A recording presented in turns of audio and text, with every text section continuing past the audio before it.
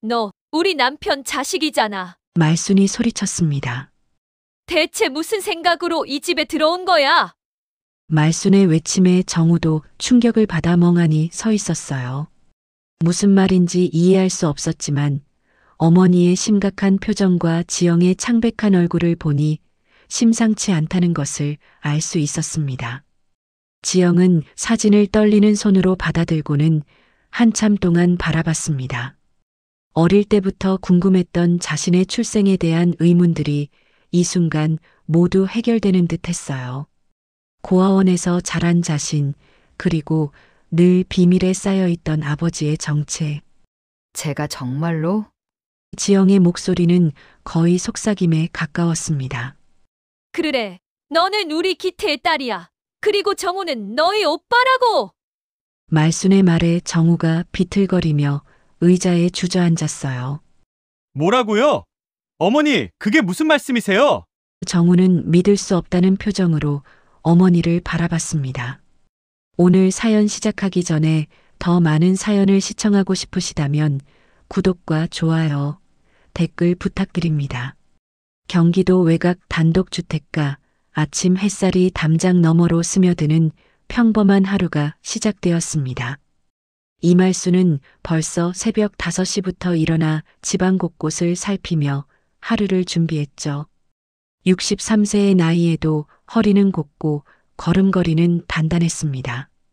30년 넘게 이 집에서 살면서 매일 반복되는 일상이지만 말순에게는 하나도 지겹지 않았어요. 마당에 나가 빨래를 널며 말순은 오늘 하루 일정을 머릿속으로 정리했습니다. 오전에는 동네 반장일로 이웃집들을 돌아다녀야 하고 오후에는 아들이 데려올 며느리감을 맞을 준비를 해야 했거든요. 벌써 몇 달째 기대하고 있던 일이었습니다. 외아들 정우가 드디어 좋은 사람을 만나 결혼을 약속했다니 어머니로서 얼마나 기쁜 일인지 모르겠어요. 정우야, 아침 먹고 가라. 말수는 부엌에서 된장찌개 냄새를 풍기며 아들을 불렀습니다. 박정우는 35세의 공무원으로 어머니에게 효도하는 것을 당연하게 여기는 착실한 아들이었어요. 매일 아침 어머니가 차려준 밥상 앞에 앉아 감사 인사를 드리고 저녁에는 어김없이 집으로 돌아오는 규칙적인 생활을 했습니다. 주변 사람들이 부러워할 만큼 효자였죠. 어머니, 고맙습니다. 정우는 늘 그랬듯 공손하게 인사를 드리며 밥상에 앉았습니다. 말수는 아들의 그런 모습이 대견하면서도 한편으로는 안쓰럽기도 했어요. 또래 친구들은 벌써 결혼해서 손자 손녀까지 둔 사람들이 많은데 우리 정우는 너무 늦은 게 아닌가 싶어서 말이죠. 어머니, 오늘 지영이 인사드리러 온다고 했잖아요. 정우가 밥을 먹으며 조심스럽게 말했습니다. 2년간 연애를 해온 윤지영과의 결혼을 앞두고 있었거든요.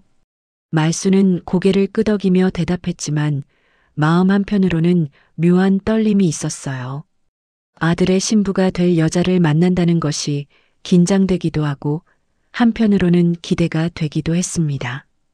그래, 몇 시에 온다고 했지? 말순이 물었습니다. 오후 3시쯤 오겠다고 했어요. 어머니, 너무 긴장하지 마세요. 정말 좋은 사람이에요. 정우의 말에 말수는 웃음을 지었지만 사실 마음속으로는 여러 가지 걱정이 앞섰습니다. 과연 우리 집 며느리로 적합한 사람일까? 나와 잘 맞을까? 그런 생각들 말이죠. 동네 반장일로 오전을 보낸 말수는 오후에 집으로 돌아와 부엌을 정리하며 며느리감을 맞을 준비를 했습니다. 정우가 말하기로는 지영이 착실하고 예의 바른 여자라고 했는데 과연 어떤 아이일까 궁금했어요. 차를 우려내고 과일을 깎으며 말수는 첫 만남이 어색하지 않게 하려고 나름대로 준비를 했습니다. 말수는 거울 앞에서 옷매무새를 다듬으며 첫인상이 중요하다고 혼잣말을 중얼거렸습니다. 너무 까다로워 보이면 안 되고 그렇다고 너무 허술해 보여도 안 되니까 적당한 선을 지키려고 노력했어요. 평소보다 조금 더 단정한 옷을 입고 머리도 깔끔하게 빗어 넘겼습니다. 오후 3시쯤 대문 밖에서 차 소리가 들렸습니다. 정우가 지영을 데리고 온 것이었어요. 말수는 현관으로 나가 두 사람을 맞았는데 윤지영을 처음 본 순간 이상한 감정이 밀려왔습니다. 32세의 지영은 연한 회색 원피스를 입고 고개를 숙여 정중하게 인사를 드렸는데 말수는 알 수 없는 이질감을 느꼈어요. 안녕하세요. 어머님 윤지영입니다. 지영의 목소리는 맑고 예의 바른 톤이었습니다. 하지만 말수는 지영의 얼굴을 바라보며 묘한 기시감에 사로잡혔어요. 특히 지영의 눈매와 손가락, 그리고 웃을 때 입꼬리가 올라가는 모습이 어디서 본 듯한 느낌이었습니다. 마치 오래전 어디선가 만났던 사람을 다시 보는 것 같은 기분이었죠. 그래요, 들어와요. 말수는 애써 웃음을 지으며 두 사람을 집 안으로 안내했습니다. 거실에 앉아 차를 마시며 이야기를 나누는 동안에도 말순의 시선은 계속 지영에게 머물렀어요. 지영이 차를 마시는 모습, 고개를 갸웃거리는 습관, 심지어 손을 모으고 앉는 자세까지 모든 것이 낯익었습니다. 지영은 자신에 대해 차근차근 설명했습니다. 회계사무소에서 일하고 있다는 것, 대학에서 경영학을 전공했다는 것, 취미로 요리를 좋아한다는 것까지. 말수는 고개를 끄덕이며 들었지만 계속해서 어디선가 본 듯한 느낌을 떨쳐낼 수 없었어요. 특히 지영이 웃을 때 나타나는 작은 보조개와 눈가의 주름이 너무나 친숙했습니다. 어머니, 괜찮으시죠? 정우가 어머니의 표정을 살피며 물었습니다. 말수는 깜짝 놀라며 고개를 저었어요. 아니야, 괜찮다. 그냥 지영 씨가 참 예쁘네. 하지만 마음속으로는 계속 의문이 꼬리를 물었습니다. 분명히 처음 보는 사람인데 왜 이렇게 친숙한 느낌이 드는 걸까요? 지영은 정중하게 예의를 지키며 말순과 대화를 나눴습니다. 자신의 직업과 가족사에 대해 설명할 때도 차분하고 솔직했어요. 하지만 가족 이야기를 할 때 잠깐 머뭇거리는 모습이 말순의 눈에 띄었습니다. 부모님은 일찍 돌아가셔서 혼자 살고 있어요 라고 간단히 말하는 지영의 표정에서 말순은 어떤 그림자를 느꼈어요. 그래서 정우 오빠를 만나게 되어서 정말 행복해요. 이렇게 따뜻한 가정을 가질 수 있다는 게 꿈만 같습니다. 지영의 말에 정우는 환하게 웃었고 말순도 덩달아 미소를 지었습니다. 하지만 여전히 마음 한편으로는 설명할 수 없는 불안감이 자리 잡고 있었어요. 2시간 남짓 함께 시간을 보낸 후 정우와 지영이 돌아갔습니다. 말수는 혼자 남은 거실에서 찻잔을 정리하며 오늘 만난 지영에 대해 곰곰이 생각해 봤어요. 분명 좋은 아이 같은데 왜 이렇게 마음이 편하지 않을까요? 특히 지영의 미소를 떠올릴 때마다 가슴 한편이 답답해지는 느낌이었습니다. 어디서 저런 느낌을 내가 언제 느꼈더라. 말수는 창밖을 바라보며 혼잣말을 중얼거렸습니다. 저녁 준비를 하면서도 계속 지영의 얼굴이 떠올랐어요. 무언가 중요한 것을 놓치고 있는 듯한 불안감이 마음을 짓눌렀습니다. 그날 밤 말수는 쉽게 잠들지 못했습니다. 지영을 만난 지 일주일이 지났지만 말수는 여전히 그 알 수 없는 기시감을 떨쳐낼 수 없었습니다. 밤마다 지영의 얼굴이 떠올라 잠을 설쳤고 낮에도 집안일을 하다가 문득 그 아이의 미소가 생각났어요. 도대체 왜 이런 느낌이 드는 걸까? 말수는 자신도 모르게 한숨을 내쉬었습니다. 정우는 결혼 준비에 한창이었습니다. 예식장 예약부터 신혼집 구하기까지 바쁜 일정을 소화하며 어머니에게 자주 안부를 물었어요. 어머니, 지영이 어떠셨어요? 괜찮으시죠? 정우의 물음에 말수는 늘 같은 대답을 했습니다. 응, 좋은 아이 같더라. 하지만 마음속 깊은 곳에서는 계속 무언가 걸리는 게 있었어요. 어느 토요일 오후 말수는 남편 박기태의 책상을 정리하기로 마음먹었습니다. 기태가 돌아가신 지 벌써 5년이나 지났는데 그동안 차마 손대지 못했던 서랍들이 있었거든요. 특히 맨 아래 깊숙한 서랍은 기태가 생전에 중요한 서류들을 보관하던 곳이었는데 말순도 함부로 열어보지 않았던 곳이었습니다. 서랍을 열자 오래된 종이 냄새와 함께 여러 가지 물건들이 나왔습니다. 옛날 통장들, 보험증서, 그리고 몇 장의 사진들이 있었어요. 말수는 하나하나 꺼내며 정리를 시작했는데 맨 밑에서 오래된 흑백 사진 한 장을 발견했습니다. 사진을 들어 올리는 순간 말순의 손이 떨리기 시작했어요. 사진 속에는 젊은 시절의 남편 기태와 함께 있는 낯선 여자가 있었습니다. 그 여자는 갓난아이를 품에 안고 있었고 기태는 그 여자의 어깨에 손을 올리며 환하게 웃고 있었어요. 사진 뒷면에는 흐릿한 글씨로 1992년 7월 부산이라고 적혀 있었습니다. 말수는 그 시기를 기억했어요. 기태가 해외 출장을 자주 다니던 때였고 종종 집을 비우곤 했던 시절이었습니다. 하지만 더 충격적인 것은 사진 속 여자의 얼굴이었습니다.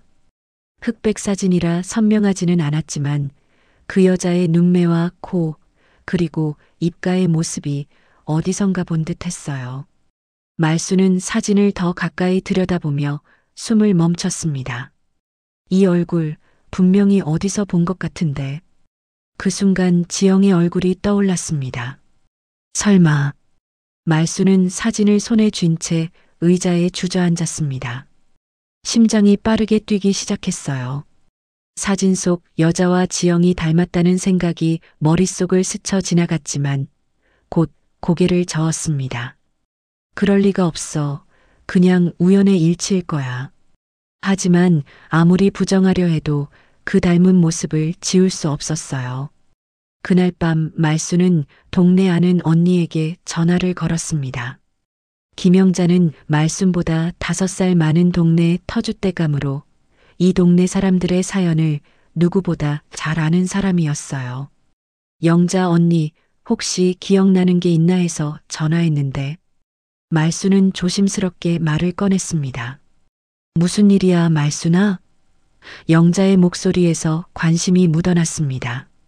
우리 기태가 예전에 해외 출장 다닐 때 말이야. 혹시 다른 여자랑 지낸 얘기 들은 적 있어? 말순의 질문에 영자는 잠시 침묵했습니다. 그 침묵이 말순에게는 답처럼 느껴졌어요. 말순아, 왜 갑자기 그런 얘기를? 영자의 목소리가 조심스러워졌습니다. 그냥 궁금해서 혹시 아는 게 있으면 얘기해줘. 말순의 간청에 영자는 한숨을 쉬었습니다. 사실 예전에 소문이 있긴 했어. 기태가 부산에서 어떤 여자랑 잠시 살았다는. 영자의 말에 말순의 가슴이 철렁 내려앉았습니다. 그 여자가 어떻게 됐는지 알아? 10여 년 전에 암으로 돌아갔다고 들었어. 그런데 아이가 하나 있었다는데 고아원에 보내졌다더라. 영자의 말이 끝나자 말순은 전화기를 꽉 쥐었습니다. 그 아이 이름이 뭐였는지 혹시? 잠깐 내가 기억해 볼게. 영자가 잠시 생각하더니 말했습니다. 윤지영이었던 것 같은데? 그 순간 말순의 머릿속이 하얗게 변했습니다. 전화기가 손에서 떨어질 뻔했어요. 윤지영, 바로 아들이 결혼하려는 그 지영이었습니다. 말순아, 괜찮아? 왜 갑자기 그런 걸 물어보는 거야? 영자의 목소리가 걱정스럽게 들렸지만 말순은 제대로 대답할 수 없었습니다. 아니야, 그냥 문득 궁금해서 고마워, 언니. 말순은 급하게 전화를 끊었습니다. 혼자 남은 거실에서 말순은 사진을 다시 들여다봤습니다. 이제 확신이 섰어요. 사진 속 갓난아이가 바로 지영이었고 그 여자는 지영의 어머니였습니다. 그리고 남편 기태는 지영의 아버지였던 것이죠. 말순의 손이 덜덜 떨렸습니다. 설마 저 아이가? 말도 안 돼. 그럼 내 남편의? 말순은 사진을 가슴에 꽉 안고 주저앉았습니다. 아들이 결혼하려는 여자가 남편의 딸이라니 이런 일이 어떻게 일어날 수 있단 말인가요? 운명의 장난인지 아니면 우연의 일치인지 알 수 없었지만 이제 모든 퍼즐이 맞춰졌습니다. 지영의 눈매, 손가락, 웃음소리. 모든 것이 기태를 닮았던 것이었어요. 말수는 그제야 그 이질감의 정체를 알 수 있었습니다. 지영을 볼 때마다 느꼈던 그 익숙함은 바로 죽은 남편의 모습이었던 것이죠. 말수는 사진을 꽉 쥔 채 오열했습니다. 이 사실을 어떻게 받아들여야 할지, 정우에게는 뭐라고 말해야 할지 막막했어요. 그날 밤 말수는 잠들지 못하고 천장만 바라봤습니다. 머릿속으로는 온갖 생각이 뒤엉켰어요. 이 사실을 정우에게 말해야 할까? 아니면 혼자 묻어둬야 할까? 하지만 한 가지는 확실했습니다. 지영은 정우의 아내가 될 수 없다는 것이었어요. 사진을 발견한 지 한 달이 지났지만 말수는 여전히 그 충격에서 벗어나지 못했습니다. 매일 밤 지영의 얼굴과 기태의 얼굴이 번갈아 떠올랐고 그럴 때마다 가슴이 답답해져 잠을 이룰 수 없었어요. 하지만 정우에게는 아무 말도 할 수 없었습니다. 어떻게 아들에게 신부가 될 사람이 이복루이라고 말할 수 있겠어요. 결국 결혼식 날이 다가왔습니다. 말수는 억지로 웃음을 지으며 예식장에 참석했지만 지영이 웨딩드레스를 입고 나타나는 순간 현실감이 사라졌어요. 아름다운 신부의 모습 뒤로 기태의 얼굴이 겹쳐 보였고 말수는 어지러움을 느꼈습니다. 하지만 이미 돌이킬 수 없는 일이었죠. 어머님, 이제 정말 가족이 되었네요. 결혼식이 끝난 후 지영이 말순에게 다가와 인사를 드렸습니다. 말순은 지영의 환한 미소를 바라보며 복잡한 감정에 휩싸였어요. 이 아이는 아무것도 모르고 있구나. 자신이 누구의 딸인지, 누구와 결혼했는지도 모른 채 행복해하고 있구나. 말수는 겨우 웃음을 지으며 대답했습니다. 그래, 이제 우리 딸이네. 신혼여행을 다녀온 지영은 말순의 집으로 들어왔습니다. 30년 넘게 정우와 단둘이 살던 집에 새로운 식구가 생긴 것이었어요. 처음 며칠간 지영은 조심스럽게 행동했습니다. 시어머니의 눈치를 보며 집안일을 도우려 애쓰고 정우에게도 자상하게 대했죠. 겉으로 보기에는 완벽한 며느리였습니다. 하지만 말순에게는 지영의 모든 행동이 불편하게 느껴졌습니다. 지영이 부엌에서 요리하는 모습을 보면 기태가 젊었을 때 요리하던 모습이 떠올랐고 지영이 웃을 때마다 기태의 웃음소리가 들리는 것 같았어요. 특히 지영이 무의식 중에 하는 작은 습관들, 머리를 넘기는 모습이나 고개를 갸웃거리는 동작까지 모든 것이 기태를 닮았습니다. 어머님, 이 반찬 어떻게 만드는지 가르쳐 주세요. 지영이 부엌에서 말순에게 물었습니다. 시어머니의 손맛을 배우고 싶다며 열심히 따라하려는 지영의 모습이 처음에는 대견해 보였어요. 하지만 지영이 칼질하는 손놀림을 보며 말순은 또다시 기태를 떠올렸습니다. 기태도 똑같은 방식으로 칼을 잡았거든요. 이렇게 하는 거야. 말순은 억지로 차분한 목소리로 설명했지만 마음속으로는 불편함이 커져갔습니다. 왜 이 아이의 모든 것이 기태를 닮았을까? 왜 하필 우리 집에 며느리로 들어왔을까? 그런 생각들이 계속 머릿속을 맴돌았어요. 시간이 지날수록 말순의 태도는 조금씩 변해갔습니다. 처음에는 애써 친절하게 대하려 했지만 지영을 볼 때마다 기태에 대한 배신감과 분노가 되살아났어요.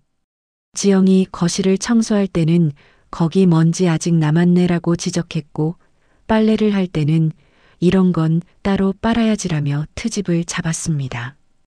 어머님, 제가 뭔가 잘못했나요? 어느 날 지영이 조심스럽게 물었습니다. 말순의 차가운 태도를 느끼고 있었던 것이죠. 말순은 잠시 망설이다가 대답했습니다. 아니야, 그냥 새로운 환경에 적응하느라 그래. 하지만 말순의 목소리에는 따뜻함이 없었어요. 지영은 말순의 불편한 기색을 눈치채고 더욱 조심스럽게 행동했습니다. 시어머니가 좋아할 만한 음식을 만들어 드리고 집안일도 더욱 꼼꼼히 했어요. 하지만 말순의 마음은 점점 더 멀어져만 갔습니다. 지영이 친절하고 착실할수록 오히려 더 미워지는 자신이 이상했지만 어쩔 수 없었어요. 정우야, 지영이가 참 착하네. 정우가 퇴근 후 어머니에게 말했습니다. 응, 그렇지. 말수는 짧게 대답했지만 마음속으로는 복잡한 감정이 뒤엉켰어요. 착한 게 문제가 아니라 이 아이가 누구의 딸인지가 문제였으니까요. 어느 날 저녁 지영이 설거지를 하며 흥얼거리는 모습을 보며 말수는 더 이상 참을 수 없었습니다. 지영이 부르는 콧노래가 기태가 자주 부르던 노래였거든요. 지영아, 그 노래 어디서 배웠니? 말순이 갑자기 물었습니다. 아, 이 노래요? 어릴 때부터 자연스럽게 알고 있었어요. 왜 그러세요? 지영의 대답에 말순은 더욱 확신했어요. 그날 밤 말순은 지영이 잠든 후 혼자 거실에 앉아 생각에 잠겼습니다. 이 상황을 언제까지 견딜 수 있을까? 정우에게는 언제 사실을 말해야 할까? 하지만 아직은 용기가 나지 않았어요. 이 사실을 알게 되면 정우가 얼마나 충격을 받을지, 지영이 얼마나 상처받을지 생각하니 차마 입이 떨어지지 않았습니다. 왜 이렇게 저 애를 미워하게 되지? 죄 없는 애인데도 이상하게 원망스러워. 말수는 혼잣말을 중얼거렸습니다. 지영에 대한 미움이 날이 갈수록 커져가는 자신이 싫었지만 기태에 대한 배신감을 지영에게 투사하는 것을 멈출 수 없었어요. 지영은 그런 시어머니의 마음을 모른 채 여전히 최선을 다했습니다. 매일 아침 일찍 일어나 아침밥을 준비하고 정우가 좋아하는 반찬을 만들어 놓곤 했어요. 말순이 차갑게 대해도 늘 밝은 얼굴로 인사를 드리고 집안일도 묵묵히 해냈습니다. 어머님, 감기 조심하세요. 날씨가 많이 추워졌네요. 지영이 말순에게 따뜻한 차를 건네며 말했습니다. 그 순간 말순은 지영의 눈에서 진심 어린 걱정을 읽을 수 있었어요. 이 아이는 정말 자신을 어머니처럼 생각하고 있구나. 하지만 그 사실이 말순을 더욱 괴롭게 했습니다. 말순은 지영이 건넨 차를 받으며 마음속으로 생각했습니다. 언제까지 이런 상황을 견딜 수 있을까? 언제까지 이 아이를 속일 수 있을까? 진실을 알게 되는 순간 이 평온한 일상은 모두 무너져 내릴 것이었어요. 하지만 그 진실을 숨기고 사는 것도 너무나 고통스러웠습니다. 밤이 깊어갈수록 말순의 고민도 깊어졌습니다. 지영은 여전히 아무것도 모른 채 행복해하고 있었고 정우도 새로운 가정에 만족해하고 있었어요. 하지만 말순만은 혼자서 이 무거운 비밀을 짊어지고 있었습니다. 지영이 집에 들어온 지 석 달이 지났지만 말순의 마음은 날이 갈수록 무거워졌습니다. 매일 지영의 얼굴을 보며 기태를 떠올리는 것이 고통스러웠지만 그보다 더 참기 힘든 것은 이 모든 상황이 추측에 불과하다는 사실이었어요. 혹시 자신이 잘못 생각하고 있는 건 아닐까? 단순히 닮은 것뿐일까? 그런 의문이 계속 머릿속을 맴돌았습니다. 어느 날 오후 말순은 텔레비전에서 나오는 유전자 검사 광고를 보게 되었습니다. 간단한 검사로 가족관계를 확실히 알 수 있습니다라는 문구가 말순의 시선을 사로잡았어요. 그 순간 말순은 결심했습니다. 더 이상 추측만으로는 안 되겠다. 정확한 사실을 알아야겠다고 말이죠. 며칠 후 말수는 지영이 외출한 사이 지영의 방에 들어갔습니다. 가슴이 두근거렸지만 어쩔 수 없었어요. 지영의 빗에서 머리카락 몇 가닥을 조심스럽게 뽑아내어 작은 봉투에 담았습니다. 그리고 기태의 유품 중에서 머리카락이 붙어 있는 오래된 빗도 찾아냈어요. 내가 지금 뭘 하고 있는 거지? 말수는 혼잣말을 중얼거리며 고개를 저었습니다. 며느리를 의심해서 몰래 유전자 검사를 하는 자신이 미친 것 같았어요. 하지만 이 의문을 해결하지 않고는 더 이상 견딜 수가 없었습니다. 매일 지영을 보며 괴로워하는 것보다는 차라리 확실히 아는 게 나을 것 같았어요. 말수는 인터넷에서 사설 유전자 검사소를 찾아봤습니다. 개인의 사생활을 보장해주고 익명으로 검사를 받을 수 있다는 곳이었어요. 전화를 걸어 문의해보니 생각보다 간단했습니다. 검체를 우편으로 보내면 일주일 후에 결과를 알려준다고 했어요. 검체를 보내는 날 말순의 손은 계속 떨렸습니다. 우체국에서 택배를 보내면서도 마음이 편하지 않았어요. 이 검사 결과가 나오면 모든 것이 확실해질 텐데 과연 자신이 그 결과를 감당할 수 있을까 싶었습니다. 만약 정말로 지영이 기태의 딸이라면 어떻게 해야 할까? 정우에게는 뭐라고 말해야 할까? 일주일 동안 말수는 초조하게 기다렸습니다. 평소보다 더 예민해져서 지영의 작은 행동에도 민감하게 반응했어요. 지영이 어머님 괜찮으세요? 요즘 안색이 안 좋으신 것 같은데 라고 걱정스럽게 물어도 괜찮다고 짧게 대답할 뿐이었습니다. 정우도 어머니의 변화를 눈치챘습니다. 어머니, 뭔가 걱정거리가 있으세요? 요즘 많이 피곤해 보이시는데. 정우의 걱정 어린 목소리에 말수는 마음이 아팠어요. 곧 이 착한 아들에게 충격적인 사실을 말해야 할지도 모른다는 생각에 가슴이 무거웠습니다. 아니야, 그냥 나이가 들어서 그런가 봐. 말수는 억지로 웃으며 대답했지만 정우는 여전히 걱정스러운 표정을 지었어요. 지영도 시어머니의 변화를 느끼고 있었지만 뭐라고 말해야 할지 몰라 조심스럽게 지켜볼 뿐이었습니다. 드디어 일주일이 지나고 검사 결과를 담은 봉투가 배달되었습니다. 말수는 봉투를 받아들고 손이 덜덜 떨렸어요. 이 작은 봉투 안에 모든 답이 들어있다는 생각에 숨이 막힐 것 같았습니다. 지영과 정우가 외출한 사이 말수는 혼자 방에서 봉투를 뜯었어요. 검사 결과지를 펼치는 순간 말순의 세상이 무너져 내렸습니다. 박기태부 윤지영자 마이너스 친자관계 일치율 99.998% 명확하고 냉정한 수치가 종이 위에 인쇄되어 있었어요. 더 이상 의심할 여지가 없었습니다. 지영은 정말로 기태의 딸이었고 정우의 이복 누이였던 것이죠. 아니야, 이럴 수가. 말수는 결과지를 꽉 쥐고 주저앉았습니다. 머릿속이 하얗게 변하면서 현실감이 사라졌어요.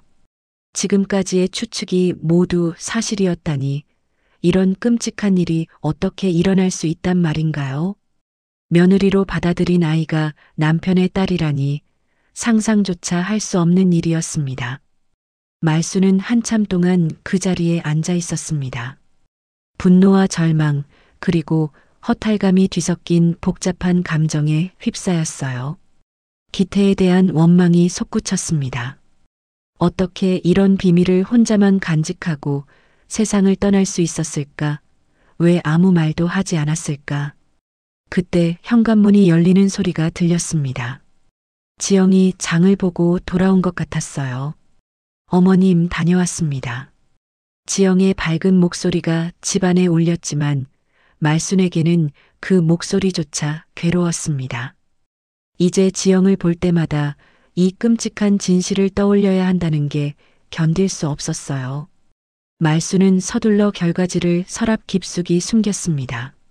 아직은 아무에게도 말할 수 없었어요. 이 사실을 알게 되면 지영도 정우도 얼마나 충격을 받을지 상상조차 할 수 없었습니다. 하지만 언제까지 이 비밀을 혼자 간직하고 있을 수 있을까요? 어머님, 저녁 준비 도와드릴까요? 지영이 부엌에서 말순을 불렀습니다. 말순은 겨우 정신을 차리고 부엌으로 향했어요. 지영이 환하게 웃으며 인사를 하는 모습을 보니 가슴이 더욱 아팠습니다. 이 아이는 아직 아무것도 모르고 있구나. 자신이 누구인지, 어떤 상황에 놓여 있는지도 모른 채 행복해하고 있구나. 응, 그래.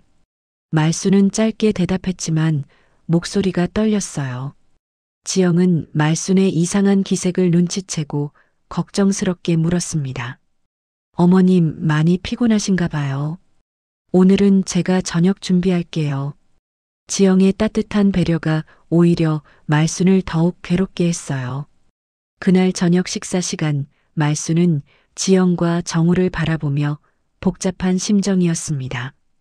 행복하게 대화를 나누는 두 사람을 보니 이 평온한 일상이 곧 무너져 내릴 것 같아 두려웠어요. 언제 이 사실을 말해야 할까? 어떻게 말해야 할까? 그런 생각들이 머릿속을 계속 맴돌았습니다. 밤이 되어 모두가 잠든 후 말순은 혼자 거실에 앉아 결과지를 다시 꺼내봤습니다. 냉정한 수치가 적힌 종이 한 장이 이 집의 모든 것을 바꿔놓을 것이었어요. 말순은 결과지를 가슴에 안고 한숨을 깊게 내쉬었습니다. 이제 더 이상 피할 수 없는 현실이 되었습니다.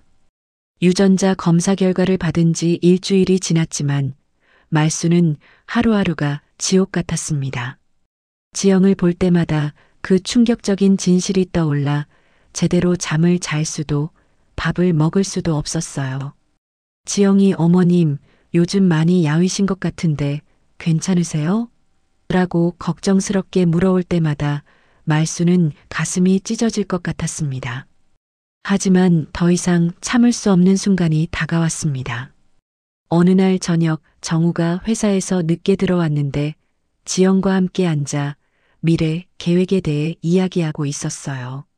지영아, 우리 내년쯤에는 아이를 가져볼까? 정우의 말에 지영이 수줍게 웃으며 고개를 끄덕였습니다. 좋아요. 어머님도 손자 손녀 보고 싶으실 텐데. 그 순간 말순의 머릿속에서 뭔가가 폭발했습니다. 이복남매 사이에서 아이를 가진다고? 절대 그럴 수는 없었어요. 말순은 벌떡 일어나더니 지영을 향해 소리쳤습니다. 안 돼. 절대 그럴 수 없어. 갑작스러운 말순의 반응에 정우와 지영은 깜짝 놀랐어요. 어머니, 왜 그러세요? 정우가 당황하며 물었지만 말순은 이미 돌이킬 수 없는 선을 넘고 말았습니다. 지영아, 너 우리 집에 왜 들어온 줄은 아니? 말순의 목소리는 떨리고 있었지만 분노로 가득 차 있었어요. 지영은 영문을 모른 채 말순을 바라봤습니다. 어머님, 무슨 말씀이세요? 말순은 방으로 들어가더니 서랍에서 유전자 검사 결과지와 오래된 사진을 꺼내왔습니다. 손이 덜덜 떨렸지만 이제는 모든 것을 말해야겠다고 결심했어요. 이걸 봐. 말순이 사진을 지영 앞에 내밀었습니다. 흑백 사진 속에는 젊은 기태와 지영의 어머니, 그리고 갓난아기인 지영이 있었어요. 지영의 얼굴이 하얗게 변했습니다. 사진을 보는 순간 모든 것을 이해한 것 같았어요. 그동안 자신이 막연히 짐작했던 것들이 현실로 드러나는 순간이었습니다. 이게 뭐예요? 지영의 목소리가 떨렸지만 이미 답을 알고 있는 듯 했어요. 너 우리 남편 자식이잖아. 말순이 소리쳤습니다. 대체 무슨 생각으로 이 집에 들어온 거야? 말순의 외침에 정우도 충격을 받아 멍하니 서 있었어요. 무슨 말인지 이해할 수 없었지만 어머니의 심각한 표정과 지영의 창백한 얼굴을 보니 심상치 않다는 것을 알 수 있었습니다. 말순은 유전자 검사 결과지도 내밀었습니다. 여기 다 나와 있어. 99.998% 일치한다고. 더 이상 의심할 여지가 없어. 냉정한 수치가 적힌 종이를 본 순간 정우의 세상이 무너져 내렸어요. 자신이 사랑하는 여자가 이복누이라니 이런 일이 어떻게 가능할 수 있단 말인가요? 지영은 망연자실한 채로 그 자리에 서 있었습니다. 그동안 느꼈던 이상한 감정들, 이 집에 왔을 때부터 느꼈던 묘한 친숙함, 그리고 시어머니가 자신을 바라보는 이상한 시선들이 모두 설명되었어요. 저는 정말 몰랐어요. 지영의 눈에서 눈물이 흘러내렸습니다. 몰랐다고? 정말 몰랐다고? 말순의 목소리는 점점 높아졌어요. 그럼 우연히 우리 정우를 만난 거야? 우연히 사랑하게 된 거라고? 말순은 지영이 일부러 접근했다고 의심하고 있었습니다. 하지만 지영은 정말로 아무것도 몰랐어요. 어머님, 정말로 몰랐어요. 알았다면 이런 일은. 지영은 더 이상 말을 잇지 못하고 흐느껴 울었습니다. 자신이 얼마나 끔찍한 실수를 저질렀는지, 얼마나 많은 사람들을 아프게 했는지 깨달았거든요. 정우는 충격에서 벗어나지 못한 채 지영을 바라봤습니다. 그동안의 모든 순간들이 거짓말 같았어요. 지영과 함께 웃었던 시간들, 서로 사랑한다고 속삭였던 밤들, 그리고 결혼식에서 영원히 함께하자고 맹세했던 그 순간까지 모든 것이 한순간에 무너져 내렸습니다. 지영아. 정우가 떨리는 목소리로 지영의 이름을 불렀지만 뭐라고 말해야 할지 알 수 없었어요. 오빠. 지영이 무의식 중에 정우를 그렇게 불렀습니다. 그 순간 세 사람 모두 더 큰 충격에 빠졌어요. 이제는 정말로 되돌릴 수 없는 현실이 되어버렸습니다. 정우는 더 이상 참을 수 없다는 듯 문 밖으로 나가버렸어요. 정우야. 말순이 아들을 불렀지만 정우는 돌아보지 않았습니다. 집 앞에 세워둔 차에 올라타더니 어디론가 사라져버렸어요. 말순과 지영만 남은 거실은 무거운 침묵으로 가득했습니다. 저는 이 집을 떠나겠어요. 지영이 조용히 말했습니다. 이런 상황에서 더 이상 여기 있을 수는 없어요. 지영의 결정에 말순은 뭐라고 대답해야 할지 몰랐어요. 미워했던 며느리였지만 막상 떠난다고 하니 마음이 편하지 않았습니다. 그날 밤 지영은 짐을 쌌습니다. 이 집에서의 석 달이 마치 꿈 같았어요. 행복했던 신혼생활, 따뜻한 가정에 대한 꿈, 모든 것이 한순간에 무너져 내렸습니다. 지영은 마지막으로 이 집을 둘러보며 눈물을 흘렸어요. 다시는 돌아올 수 없는 곳이 되어버렸습니다. 지영이 집을 떠난 지 사흘이 지났지만 집안은 죽음처럼 조용했습니다. 정우는 그날 밤 이후 집에 돌아오지 않았고 말순은 혼자서 텅 빈 집을 지키며 후회와 자책에 시달렸어요. 이런 식으로 모든 것이 끝나버린 줄은 몰랐습니다. 진실을 말하는 것이 옳다고 생각했는데 왜 이렇게 모든 사람이 상처받고 떠나가 버렸을까요? 말순은 며칠째 제대로 밥도 먹지 못했습니다. 부엌에 서면 지영이 요리하던 모습이 떠올랐고 거실에 앉으면 정우와 지영이 다정하게 대화하던 소리가 들리는 것 같았어요. 이 집이 이렇게 적막할 줄은 몰랐습니다. 그동안 지영과 정우의 존재가 얼마나 소중했는지 이제야 깨달았어요. 내가 너무 성급했나?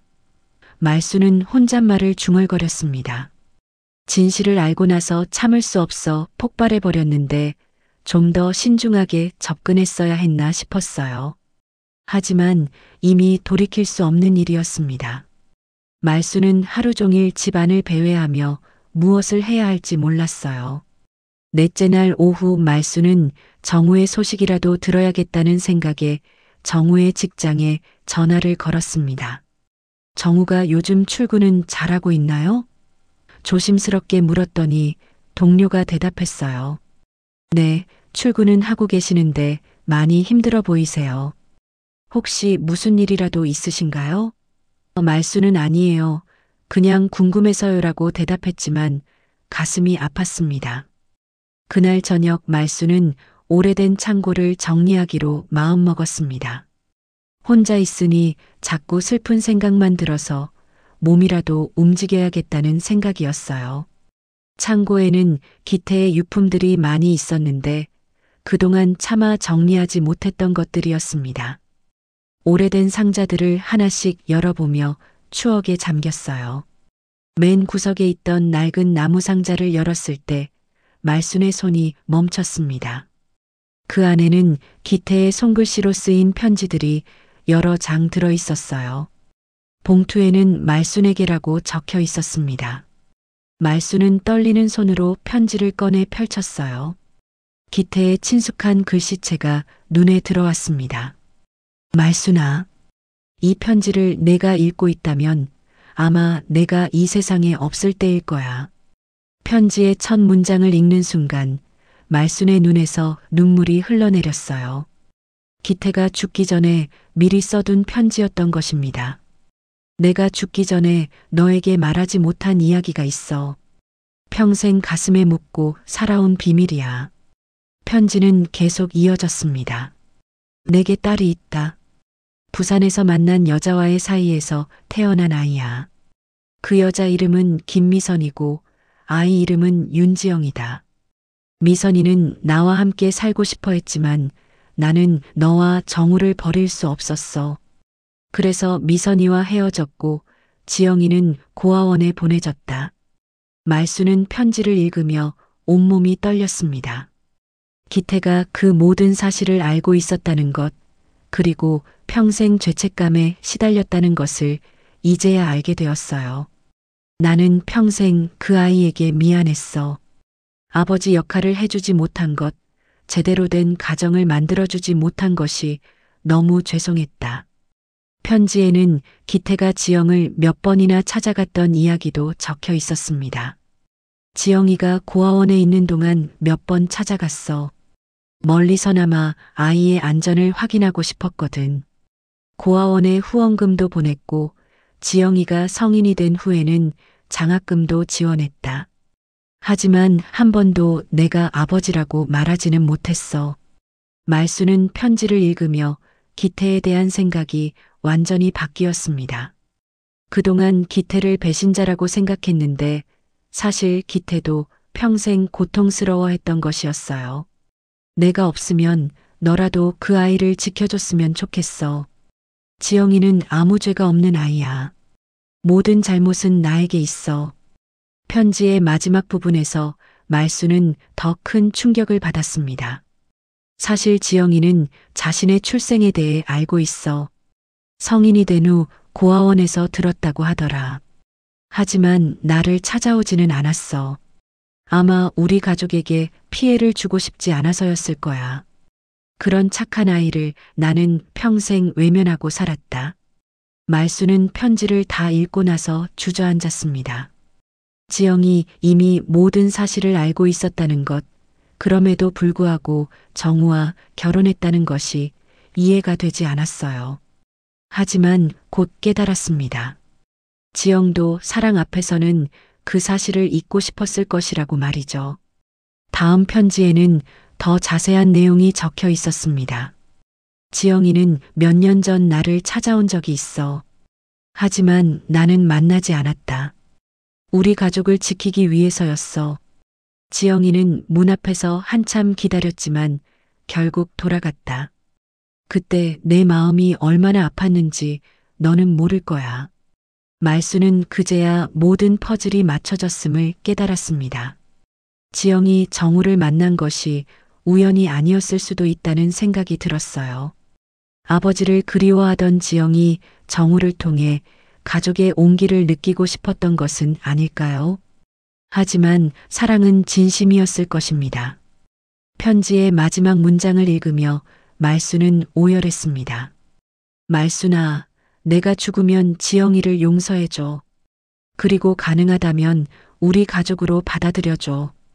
그 아이만큼은 꼭 행복하게 해주고 싶어. 그것이 내가 남길 수 있는 마지막 부탁이야.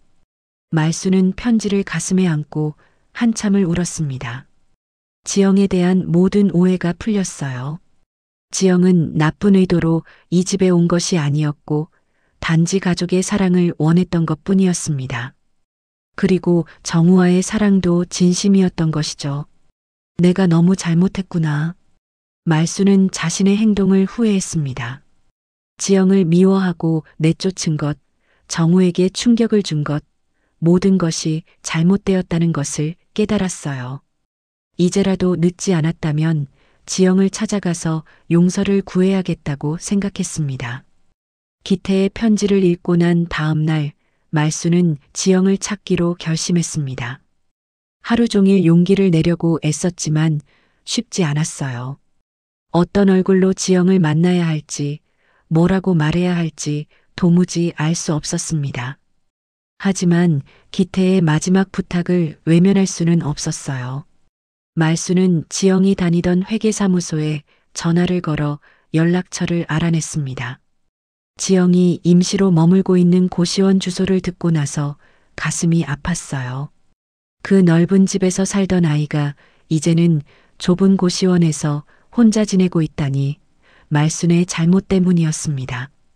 오후 늦게 말순은 떨리는 마음으로 고시원 앞에 섰습니다. 203호 앞에서 한참을 망설이다가 용기를 내어 문을 두드렸어요. 누구세요? 지영의 목소리가 들렸습니다. 전보다 많이 지쳐 보이는 목소리였어요. 지영아, 나야, 말순이야. 문이 열렸을 때 지영의 얼굴은 창백했고 많이 야윈 것 같았습니다. 며칠 사이에 이렇게 변할 수 있나 싶을 정도로 초췌해 보였어요. 어머, 어떻게 여기까지. 지영은 무엇이라고 불러야 할지 몰라 말을 더듬었습니다. 들어가도 될까? 말순이 조심스럽게 물었고 지영은 잠시 망설이다가 고개를 끄덕였어요. 방 안은 정말 좁았습니다. 침대와 작은 책상이 전부인 공간에서 지영이 혼자 지내고 있다는 사실이 말순을 더욱 괴롭게 했습니다. 내가 너무 잘못했구나. 말순이 떨리는 목소리로 말을 시작했습니다. 어제 기태 아버지의 편지를 발견했어. 모든 걸 알게 됐다. 말순은 가방에서 기태의 편지를 꺼내 지영에게 보여줬어요. 지영은 편지를 받아들고는 한참 동안 읽었습니다. 아버지가 저를 이런 식으로 생각하고 계셨다니. 지영이 편지를 다 읽고 나서 중얼거렸습니다. 전 그냥 아버지가 저를 버렸다고만 생각했어요. 지영의 목소리가 점점 작아졌어요. 말수는 지영 앞에 무릎을 꿇고 앉았습니다. 지영아, 미안하다. 내가 너무 늦었지. 미안하다.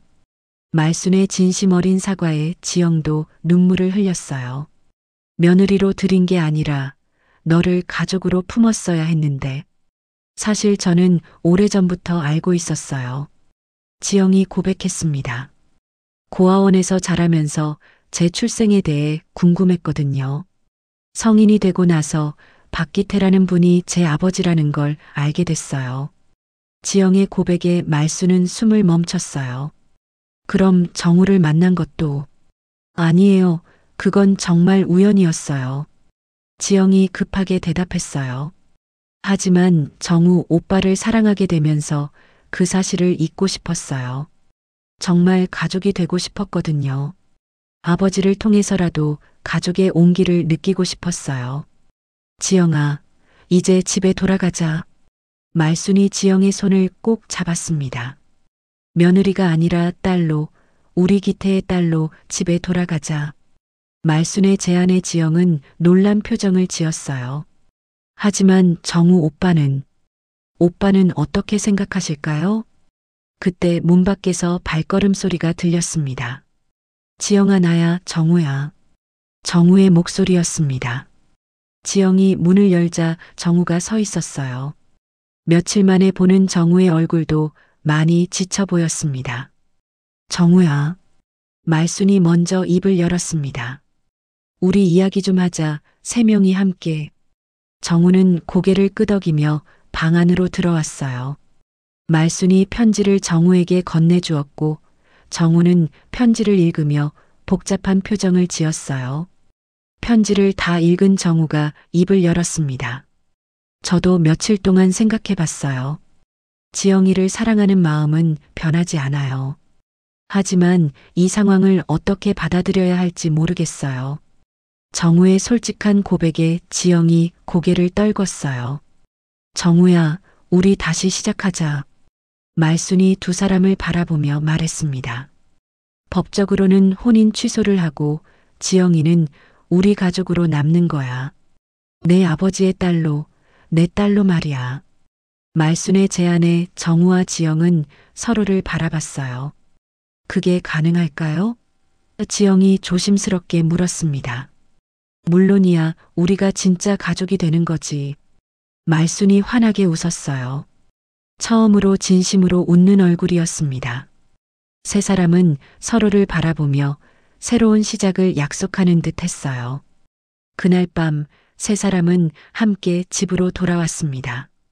지영이 떠난 지 일주일 만이었지만 집안의 분위기는 완전히 달라져 있었어요. 예전처럼 며느리와 시어머니, 그리고 남편과 아내의 관계가 아닌 새로운 형태의 가족이 시작되는 순간이었습니다. 지영아, 내 방은 그대로 두었어. 말순이 지영을 안방 옆 작은 방으로 안내했습니다. 예전에 정우와 함께 쓰던 신혼방이 아닌 딸의 방으로 새롭게 꾸며놓은 공간이었어요. 지영은 문을 열고 들어가며 눈물을 흘렸습니다. 고마워요, 어머니. 이제는 자연스럽게 어머니라고 부를 수 있었어요. 첫 며칠은 서로 어색했습니다. 정우와 지영은 오빠와 동생으로 지내려고 노력했지만 그동안의 감정을 완전히 지울 수는 없었거든요. 하지만 시간이 지나면서 점차 새로운 관계에 적응해 갔어요.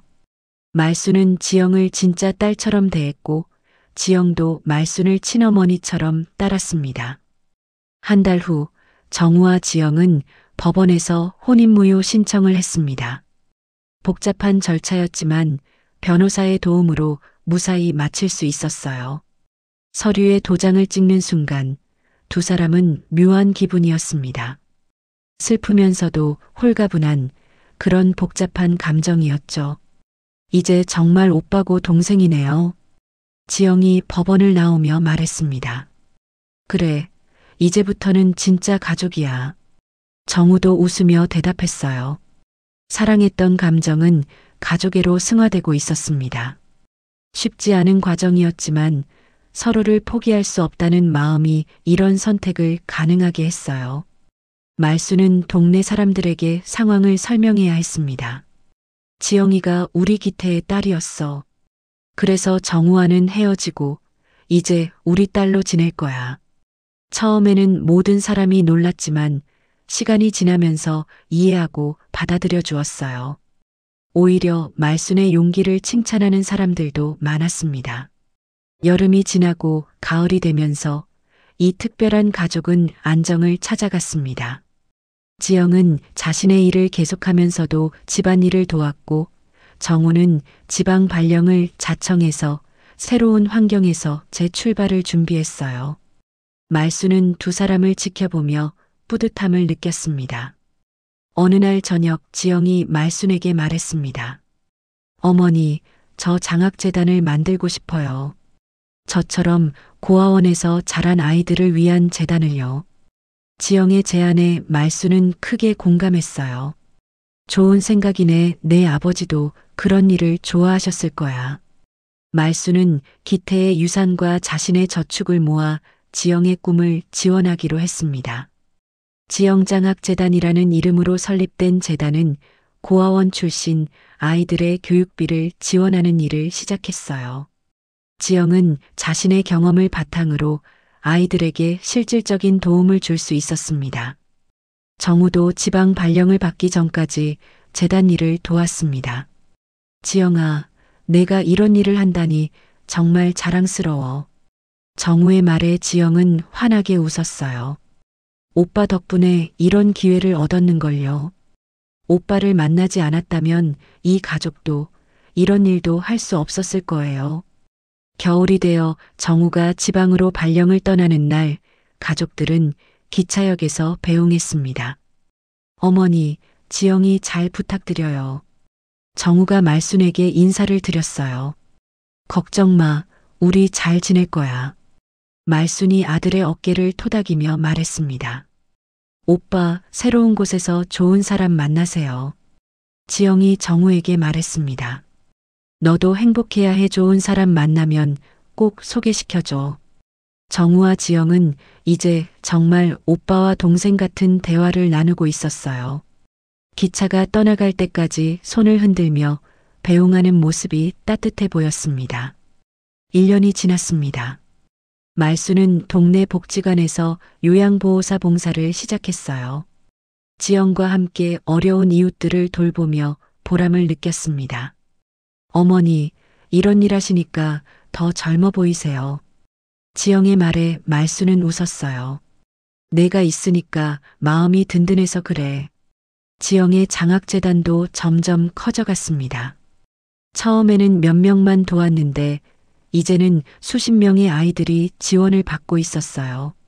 지영은 직접 고아원을 방문해서 아이들과 시간을 보내기도 했습니다. 언니처럼 저도 좋은 가족을 만날 수 있을까요? 한 아이가 물었을 때 지영은 확신에 찬 목소리로 대답했어요. 물론이야, 가족은 혈연만이 아니거든. 정우는 지방에서 좋은 소식을 전해왔습니다. 직장 동료 중에 좋은 사람을 만나 교제를 시작했다고 했어요.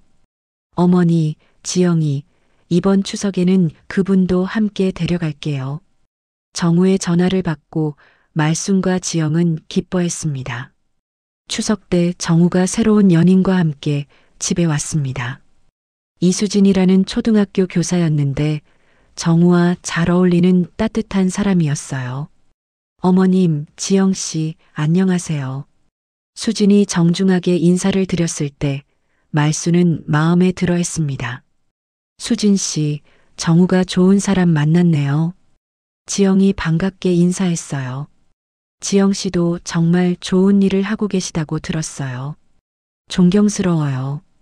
수진의 말에 지영은 부끄러워했습니다. 네 사람은 화목하게 명절을 보냈어요. 그해 연말 말수는 지영과 함께 사진관에 갔습니다. 가족 사진을 찍기 위해서였어요. 사진사가 어머니와 딸 사이가 정말 좋아 보이시네요 라고 말했을 때 말순과 지영은 서로를 바라보며 웃었습니다. 이제는 정말 친어머니와 딸 같았거든요. 집에 돌아와서 새로 찍은 사진을 액자에 넣어 거실에 놓았습니다. 기태의 사진 옆에 말순과 지영이 환하게 웃고 있는 사진이 나란히 놓여 있었어요. 말순은 사진을 바라보며 속삭였습니다. 여보, 지영이가 우리 집에 온 건 정말 운명이었나 봐요. 말순의 목소리에는 감사함이 가득했어요. 그 옆에서 지영도 고개를 끄덕였습니다. 네, 정말 운명이었던 것 같아요.